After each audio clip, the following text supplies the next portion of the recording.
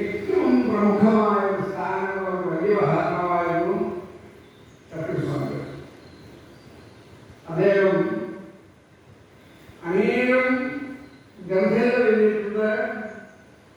നമ്മുടെ കേരളത്തിൽ നമ്മുടെ ആരാധനാ സമ്പ്രദായവുമായി ബന്ധപ്പെട്ട് അനേകം കാര്യങ്ങൾ ചെയ്തിട്ടുള്ള വലിയ മഹാത്മാവാണ് ചട്ടസ്വാമി. അദ്ദേഹം എവിടെ സന്ദർശിച്ചാലും ആ കുടുംബങ്ങളോടനുബന്ധിച്ച് കാവുകളും കളയുമുള്ള സ്ഥാപനങ്ങളായിരുന്നു സാധാരണ ബന്ധപ്പെടാറുണ്ടായിരുന്നത്. കാവുകൾ കാരണം നമ്മുടെ ആരാധനാ സമ്പ്രദായങ്ങളിൽ, പൂജാ സമ്പ്രദായങ്ങളിൽ ഏറ്റവും പ്രമുഖമായ ഒന്നാണ് കാവുകൾ. കാരണം നമുക്കറിയാം, പണ്ട് ഈ കേരളം എന്ന് പറയുന്നത് ഓരോ കുടുംബങ്ങളുടെ ആ ഗോത്രങ്ങളുമൊക്കെ ഓരോ ഗോത്രങ്ങൾക്കും അതിൻ്റെതായ ഒരു സംസ്കാരമുണ്ട്, അതിൻ്റെതായ മാറ്റമുണ്ട്. അതുപോലെ തന്നെ ആ ഗോത്രങ്ങളിൽ തന്നെ കുടുംബങ്ങളുണ്ട്. അങ്ങനെ കുടുംബം എന്ന് പറഞ്ഞാൽ ഇന്നത്തെ പോലെ അച്ഛനമ്മ ഇച്ചുകൂടെ ഒരു കുട്ടി എന്ന് പറഞ്ഞ എല്ലാം ഒഴിച്ച് കുടുംബങ്ങളായിരുന്നു. നൂറുകണക്കിന് അങ്ങനെയുള്ള വലിയ കുടുംബങ്ങളായിരുന്നു.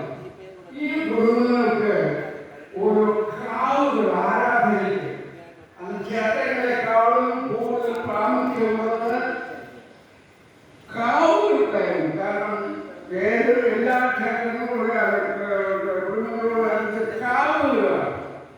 ആ കാവുകളിൽ പ്രധാനമായ പ്രതിഷ്ഠ എന്ന് പറയുന്നത് നാഗങ്ങളാണ്. നമുക്കറിയാം, ഇവിടെ തന്നെ ഇപ്പോൾ നാഗപ്രതിഷ്ഠ, സർപ്പപൂജകളൊക്കെ നടന്നു കഴിഞ്ഞിരിക്കുന്നു. സർപ്പങ്ങൾ വേറെ, നാഗങ്ങൾ വേറെ. സർപ്പങ്ങൾ എന്ന് പറഞ്ഞാൽ അതിൻ്റെ അർത്ഥം വെറും പാമ്പ് എന്ന് മാത്രമല്ല, മറിച്ച് സർപ്പാകൃതിയിൽ സഞ്ചരിക്കുന്ന ആ ജീവികളാണ് സർപ്പങ്ങൾ എന്ന് പറയുന്നത്. ഈ സർപ്പങ്ങൾ തന്നെ മൂന്ന് തരത്തിലുണ്ട്. രജോ ഗുണമുള്ളതുണ്ട്, തമോ ഗുണമുള്ളതുണ്ട്, സ്വാത്വിക ഗുണങ്ങളുള്ളതുണ്ട്. ഈ സ്വാത്വിക ഗുണങ്ങളുള്ള ഈ സർപ്പങ്ങളെയാണ് നമ്മൾ ആരാധനകളായി വെച്ചിരിക്കുന്നത്. മറിച്ച് രജോ ഗുണങ്ങളുള്ള, അതുപോലെ തമോ ഗുണങ്ങളുള്ള ക്രൂരങ്ങളായ സർപ്പങ്ങളെയൊന്നും നമ്മൾ ആരാധിക്കാറില്ല. അതിന് ചിലപ്പോൾ നമ്മൾ തല്ലിക്കൊല്ലുകയാണ് ചെയ്യുന്നത് സാധാരണഗതിയിൽ. മറിച്ച് സ്വാത്വിക ഗുണങ്ങളുള്ള സർപ്പങ്ങളെ നമ്മൾ ആരാധിക്കണം. കാരണം ആ സ്വാത്വിക ഗുണങ്ങളുള്ള സർപ്പങ്ങൾ ആരാധനാർഹങ്ങളാണ്. മറിച്ച് നമ്മളതിനെ ഉപദ്രവിച്ചാൽ, ദ്രോഹിച്ചാൽ അതിൻ്റെതായ ദോഷങ്ങളുണ്ടാകും. മറിച്ച് ഇതിനേക്കാളും വളരെ ശക്തിയുള്ളതാണ് നാഗങ്ങൾ എന്ന് പറയുന്നത്. നാഗങ്ങൾ, നാഗം എന്ന വാക്ക് തന്നെ ഉണ്ടായിരിക്കുന്നത് നഗം. യാതൊരു സഞ്ചാരവുമില്ലാതെ ഒരിടത്ത് സ്ഥിരമായി ഗമിക്കാതെ ധ്യാനയോഗിയുമായിരിക്കുന്ന സർപ്പങ്ങളെയാണ് നാഗങ്ങൾ.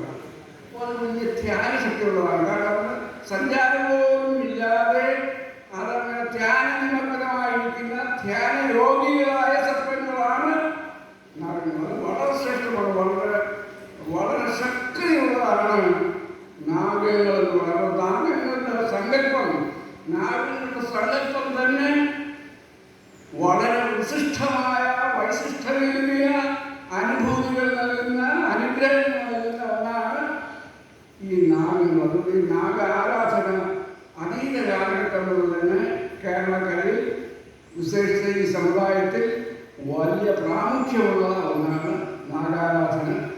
അപ്പോൾ ഈ നാഗാരാധന, സർപ്പാരാധന കേരളത്തിൽ ഇത് ഈ പുറത്തുള്ള സർപ്പാരാധന പോലെ തന്നെ ഓരോ മനുഷ്യജീവിതത്തിലും അകത്തുമുണ്ട് ഒരു സർപ്പം.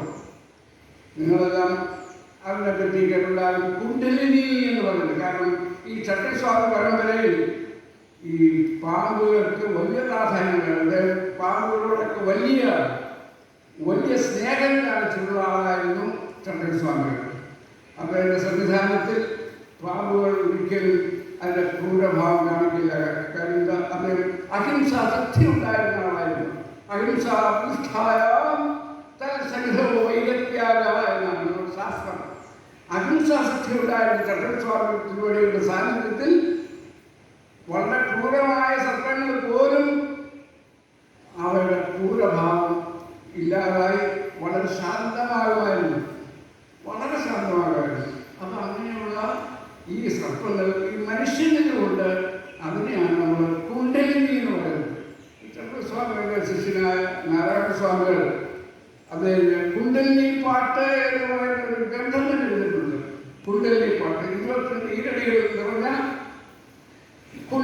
പാട്ട് ആടുപാമ്പേ പുനം തേടുപാമ്പേ എന്നുള്ള ആനന്ദ കൂത്തുകൾ ആടുപാമ്പേ എന്നുള്ള വരികളോടുകൂടിയ 22 ഈരടികൾ അദ്ദേഹം എഴുതുന്നത്.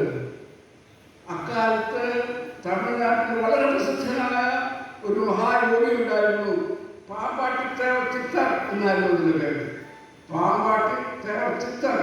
ആ പാമ്പാട്ടി ചിത്തർ എന്ന് പറയുന്ന ആള് ഒരു ഗ്രന്ഥം എഴുതിയുള്ള ആ ഗ്രന്ഥത്തിൻ്റെ അടിസ്ഥാനത്തിലാണ് നാരായണ സ്വാമികൾ ഈ ഗ്രന്ഥം എഴുതിയിട്ടുള്ളത്. അതാണ് ഈ പുസ്തകം എഴുതിയിട്ടുള്ളത് അങ്ങനെയാണ്. അപ്പോൾ അതിനകത്ത് നമ്മളിൽ അന്തർലീനമായിരിക്കുന്ന ആ പാമ്പിനെ കുണ്ഡലിനി എന്നാണ് പറയുന്നത്. എന്താണ് കുണ്ഡലിനി കൊണ്ട്? കുണ്ഡല രൂപത്തിൽ നമുക്ക് നമ്മുടെ ശാസ്ത്രപ്രകാരം പഞ്ചകോശങ്ങളാണുള്ളത്. ശരീരം, മനുഷ്യ ശരീരം. ഈ നമ്മുടെ ഡാക്ടർമാരെ കാണുന്നതൊക്കെ ഒരു കോശമേ കാണുന്നത് അന്നവായ കോശം. അന്നവായ കോശം, ഫ്ലഷ് ആൻഡ് ബോൺസ്, അത് മാത്രമുള്ളതിനെയാണ് അന്നവായ കോശം. അതിൻ്റെ ഉള്ളിലുള്ള ഒരു കോശമുണ്ട്, അതാണ് പ്രാണമയ കോശം. ആ പ്രാണമയ കോശത്തിലാണ് അത് നമ്മൾ നഗ്നനേത്രങ്ങൾ കൊണ്ട് നോക്കിയാൽ കാണുന്നതല്ല. പണ്ട് ആര്യസമാജത്തിന്റെ സ്ഥാപകനായ ദയാനന്ദ സരസ്വതി വേദങ്ങളിലേക്ക് മടങ്ങിയ ഉദ്ഘോഷിച്ച ആര്യസമാജത്തിന്റെ വലിയ പ്രവർത്തകനായിരുന്ന ആചാര്യനായിരുന്ന ദയാനന്ദ സരസ്വതി അദ്ദേഹം അന്ധവിശ്വാസങ്ങളിൽ നിന്ന് സ്വീകരിച്ചിട്ടുള്ള ആളല്ല. അദ്ദേഹം മുക്കിന് പോലും അനുഭവം കൊണ്ടേക്ക് അടിസ്ഥാനത്തിൽ അദ്ദേഹം അംഗീകരിച്ചു. അദ്ദേഹം ഈ കുണ്ടലിനി എന്ന് പറയുന്ന ഉണ്ടോയെന്ന് അറിയാൻ വേണ്ടി ഡെഡ് ബോഡി കൊണ്ടുപോയി കീഴ് നോക്കി. അദ്ദേഹത്തിന് ഒന്നും കാണാൻ സാധിച്ചില്ല. അതുകൊണ്ട് അദ്ദേഹം പറഞ്ഞു, ഈ കുണ്ടലിനി എന്ന് പറയുന്നത് ശരിയല്ല, സത്യമല്ല. പക്ഷെ അങ്ങനെയല്ല, മഹായോഗികളായിട്ടുള്ള ദർശിച്ചതാണ് പ്രാണായ കോശത്തിൽ നിലനിൽക്കുന്ന കുണ്ടലിനി. ആ കുണ്ടലിനി ക്രമേണ സാധാരണ മനുഷ്യരിൽ അന്തർലീനമായിട്ടാണ് സുഷുപ്തി പ്രായത്തിൽ കിടക്കത്തുള്ളൂ. അപ്പം നമ്മളെല്ലാവരും കൊണ്ട് കുണ്ടലിനിയുണ്ട്. പക്ഷേ അത് യാതൊരു അടക്കമില്ലാതെ സുഷുപ്തിയായിട്ട് ഉറങ്ങി കിടക്കത്തേയുള്ളൂ. ഇതിനെ ക്രമേണ ജപം കൊണ്ട്, ധ്യാനം കൊണ്ട്, തപസ് കൊണ്ട്, ഭക്തി കൊണ്ട്, ജ്ഞാനം കൊണ്ടും അത് ക്രമേണ ഉയർത്തിക്കൊണ്ടുവരും. അങ്ങനെ ക്രമേണ ഉയർത്തിക്കൊണ്ടുവരുമ്പോൾ അത് ഈടാപിംഗ എന്ന് പറയുന്നതിൻ്റെ സഹായത്തോടുകൂടി അത് മൂലാധാരത്തിലേക്ക് പ്രവേശിക്കുന്നു. ആ സമയത്തുള്ള ഒരു പാട്ടാണ് ഞാൻ ഈ പറഞ്ഞ ആടുപാമ്പേ പുനം തേടുപാമ്പേ അതിലുള്ള ആനന്ദ കൂത്തുകളുടെ ആടുപാമ്പേ. അപ്പോൾ അങ്ങനെ അത് മൂലാധാരത്തിലേക്ക് ഉയർന്ന് അതിൽ നിന്നും ക്രമേണ വീണ്ടും ഉയർന്ന് സ്വാധിഷ്ഠാനം, മണിമൂലകം, അനാഗതം, വിശുദ്ധി, ആചാരം പറഞ്ഞ 6 ആധാരങ്ങൾ, 6 പടികൾ. ആ 6 പടികൾ ഉയർന്ന് അത് അവസാനം സഹസ്രാരബന്ധത്തിലെത്തി ശിവനുമായി ഐക്യം ചെയ്യുമെന്നാണ് യോഗശാസ്ത്രത്തിൽ പറഞ്ഞത്. പടി 6 അവിടെ ചെല്ലുമ്പോൾ അവിടെ കാണാനും ശിവസമൂഹം. അപ്പോഴാണ് നമുക്ക് പൂർണ്ണമായ ജ്ഞാനം ലഭിക്കുന്നത്, ഈശ്വര ദർശനം ഉണ്ടാകുന്നത്. ആ സമയത്താണ്. അപ്പം അതിനും ഈ കുണ്ഡലിനി എന്ന് പറയുന്ന തത്വം നമ്മളെ സഹായിക്കുന്നുള്ളതാണ്. അപ്പം അങ്ങനെ സപ്പാരാധന എന്ന് പറയുന്നത് സങ്കല്പം നമ്മുടെ കേരളയിലെ സംഭവം വളരെ പ്രാമുഖ്യമുള്ള, വലിയ പ്രാധാന്യമുള്ള, വലിയ പ്രയോജനമുള്ള ഒരു ആരാധനയാണ്. അത് നമ്മൾ എങ്ങനെ മാത്രം ഭാവബദ്ധം, ഏത് ഭാവത്തോടെ നമ്മൾ ചെയ്യുന്നു, ഏത് ഭക്തിയോടെ നമ്മൾ ചെയ്യുന്നതിനെ ആശ്രയിച്ചാണ് നമുക്കതിൻ്റെ ഫലസിദ്ധി ഉണ്ടാകുന്നത്. അതുകൊണ്ട് വളരെ ഭക്തിയോടെ, ശ്രദ്ധയോടെ നമ്മൾ ഈ നാഗാരാധന നടത്തിയാൽ തീർച്ചയായും അതിൻ്റെതായ അനുഗ്രഹം നാഗങ്ങളിൽ നിന്നും ഉണ്ടാകുന്നുള്ളൊരു യാതൊരു സംശയമില്ല. അങ്ങനെ നമ്മുടെ ജീവിതം ധന്യമാകുവാൻ ഈ ആരാധന നമ്മുടെ അനുഗ്രഹിക്കട്ടെ എന്ന് മാത്രം പ്രാർത്ഥിച്ചുകൊണ്ട് ഈ 2 വാക്ക് പറയാൻ അവസരം തന്ന എൻ്റെ ഭാഗമായി പ്രത്യേകിച്ച്